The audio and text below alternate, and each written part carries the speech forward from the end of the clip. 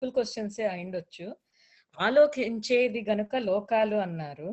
ఆలోకించడం అంటే ఏంటో తెలీదండి. రెండవది జగత్తు ఈ పంచభూతాలు, అహంకారము, మహత్తు, అవ్యక్తంతో ఉంది అన్నారు. ఇందాక నాగరాజ్ గారు అడిగారు అహంకారం ఏంటి అని. నాకు మహత్తు, అవ్యక్తం. అవ్యక్తం అంటే వ్యక్తం కాకుండా ఉండడం అని తెలుసు. బట్ ఆ రెండు ఏంటో కూడా క్వశ్చన్ ఉందండి. ఈ మనకి పంచభూతాలంటే అక్కడ చెప్పిన పంచభూతాలు మనకు అసలు అర్థం కావు. ఎందుకు అర్థం కావంటే సూక్ష్మభూతాలు. ఆ సూక్ష్మభూతాలు ఎట్లనో ఇవి కూడా అంతే.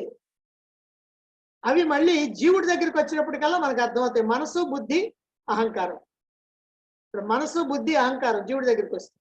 అలాగే ఇక్కడికి వస్తే పంచభూతాలు అంటే భూమి మనకు కనపడుతుంటది, నీరంటే నీరు కనపడుతుంటది.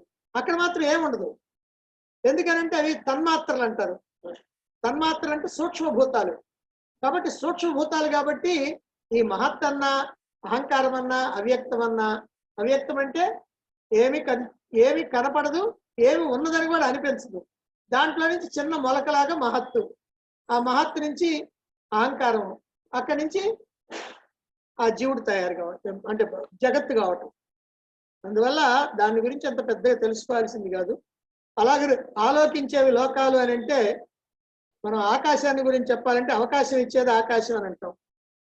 అంటే పదం బాగా ఉండటానికి వాడేదే కానీ ఆలోకించేవి అని అంటే, మనం లోకం అనగానే మనం ఏదో కొన్ని రకాలైనటువంటి అనుభవాలు పొందుతాం. దాన్ని ఆలోకించేదంటే అక్కడ ఏదో కొన్ని అనుభవాలు పొందుతాం. అందుకని ఆలోకించేవి లోకాలు.